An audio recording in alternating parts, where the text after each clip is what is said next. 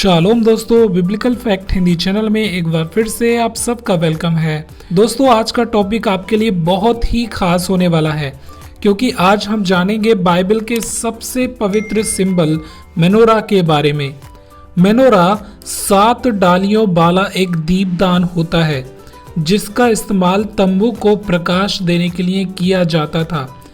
इस दीपट में बहुत से ऐसे गहरे रहस्य छिपे हुए हैं जो यीशु मसीह और उसकी कलीसिया से रिलेटेड हैं। इसलिए जब परमेश्वर ने इजरायलियों को मेनोरा डिजाइन करने की आज्ञा दी तो परमेश्वर ने इसकी बनावट में सुसमाचार के रहस्य को भी रख दिया था। तो चलिए बिना किसी देरी के शुरू करते हैं। तो सबसे पहले हम इसकी डेकोरेशन पर बात करेंगे। सोने की इन 7 डालियों में एक विशेष प्रकार की सजावट की गई थी जिसे हम निर्गमन में देख सकते हैं। यहाँ पर लिखा हुआ है, फिर चौके सोने की एक दीवट बनवाना, सोना ढलवाकर वो दीवट पाए और डंडी सहित बनाया जाए। उसके पुष्पकोश, गांठ और फूल सब एक ही टुकड़े के बने और उसकी अलंग से 6 डालियां निकले। 3 डालियां तो दीवट की एक अलंग से और 3 डालियां उसकी दूसरी अलंग से निकली हुई हो। एक एक डाली में बादाम के फूल के समान 3-3 पुष्पकोश, एक एक गांठ और एक एक फूल हो और दीवट से निकली हुई 6 डालियों का यही आकार और रूप हो। और दीवट की डंडी में बादाम के फूल के समान 4 पुष्पकोश अपनी अपनी गांठ और फूल समेत हो।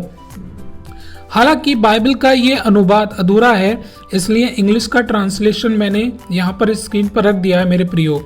तो बाइबल के अनुसार सोने की जो बीच वाली डाली होती है उसमें डेकोरेशन के 4 सेट होते थे और प्रत्येक सेट के अंदर 3 फूल, 3 गांठ और 3 पुष्पकोश होते थे, यानी कि इसमें डेकोरेशन की कुल संख्या 12 थी।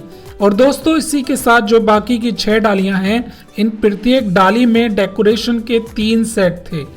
और दोस्तों, हर एक सेट में 3 फूल, 3 गांठ और 3 पुष्पकोश थे, यानी कि इन 6 अलग डालियों में डेकोरेशन की वैल्यू 9 थी।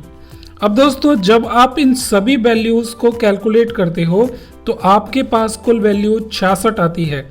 और मैं आपको बताना चाहता हूँ, ये वैल्यू 66 परमेश्वर के वचन बाइबल को दर्शाती है, क्योंकि बाइबल 66 किताबों से मिलकर बनी है। इसलिए दोस्तों, हम कह सकते हैं कि सोने की ये 7 दीवट परमेश्वर के वचन बाइबल का प्रतीक है। और जिस तरह सोने की ये दीवट मंदिर को प्रकाश देने का काम करती थी, ठीक वैसे ही परमेश्वर का वचन जो बाइबल है हमारे जीवन को प्रकाश देने का काम करती है। ठीक वैसे ही जैसे दाऊद अपने भजन में कहता है, तेरा वचन मेरे पांव के लिए दीपक और मार्ग के लिए उजियाला है। तो दोस्तों, अब मैं आपको बताना चाहता हूँ बीच वाली डाली के बारे में। ये बीच वाली डाली यीशु को दर्शाती है, क्योंकि प्रकाशित वाक्य की पुस्तक जब हम पढ़ते हैं तो वहां पर हम देख सकते हैं कि यूहन्ना को स्वर्ग में उठा लिया जाता है। और जब यूहन्ना को स्वर्ग में उठा लिया जाता है तो वो सोने की एक दीवट को देखता है। और दोस्तों, उस सोने की दीवट के बीच में वो यीशु मसीह को खड़े हुए भी देखता है, जहां पर लिखा हुआ है, और मैंने उसे जो मुझसे बोल रहा था देखने के लिए अपना मुंह फेरा और पीछे घूमकर मैंने सोने की 7 दीवट देखी और उन दीवटों के बीच में मनुष्य के पुत्र का सरीखा एक पुरुष को देखा। यानी कि दोस्तों, यहाँ पर जो बीच वाली डाली है वो यीशु मसीह का एक तस्वीर है। और बाकी की जो 6 डालियां हैं जो बीच वाली डाली के साइड में से निकल रही हैं, वो कलीसिया है। जैसे कि आदम में से हव्वा को निकाला गया था, ठीक वैसे ही मेनोरा की ये 6 डालियां इस बात का सबूत है कि कलीसिया को भी यीशु मसीह की साइड में से निकाला गया है। क्योंकि जब यीशु मसीह क्रूस पर होते हैं तो एक सैनिक मसीहा की पसली में भाला को मारता है, और जैसे ही वो भाला मारता है तो उसमें से लहू और पानी निकलता है। और दोस्तों, मैं आपको बताना चाहता हूँ, ये वो लहू है जो मसीहा के साइड में से निकला था। एक मायने में ये कलीसिया है, क्योंकि इस लहू के द्वारा ही उसने अपनी कलीसिया को बनाया है। प्रेरितों के काम 20 अध्याय उसका 28 वचन में लिखा हुआ है, परमेश्वर की कलीसिया की रखवाली करो जिसे उसने अपने ही लहू से मोल लिया है। तो मेरे प्रियो, एक मायनों में हम परमेश्वर के मसीह के साइड में से निकले हैं। हम उसकी दुल्हन, उसकी कलीसिया है। दोस्तों, आगे मैं आपको बताना चाहता हूं कि इज़राइल के रब्बियों का ऐसा मानना है कि ये दीवट बादाम के पेड़ को भी दर्शाती है, क्योंकि इसमें बादाम के फूलों की सजावट की गई थी।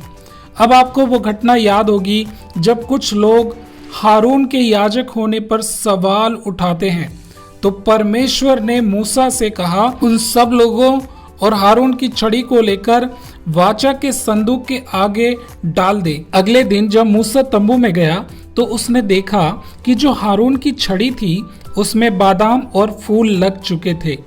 ये बात जीवन को दर्शाती है, यानी कि एक समय ये छड़ी मृत छड़ी थी, यानी मरी हुई छड़ी थी, लेकिन बाद में इसमें जीवन को देखा जा सकता है। तो दोस्तों, हम कह सकते हैं कि छड़ी में बादाम का लगना पुनरुत्थान का प्रतीक है, क्योंकि उस छड़ी में वापस जीवन आ गया था। तो दोस्तों, यही बादाम की डेकोरेशन जो है वो मेनोरा में की गई थी। तो मेनोरा जो है एक प्रकार से पुनरुत्थान को भी दर्शाता है, मसीह के पुनरुत्थान को। और दोस्तों, मैं आपको बताना चाहता हूँ, इज़राइल के अंदर अगर हम जाकर देखें तो वहाँ जितने भी पेड़ हैं उन सब में सबसे पहले जो फल को उत्पन्न करने वाला पेड़ है वो है बादाम का पेड़। इसलिए हम कह सकते हैं कि जैसा कि वचन में भी लिखा हुआ है कि मसीह मरे हुए में से जी उठने वालों में पहला फल है।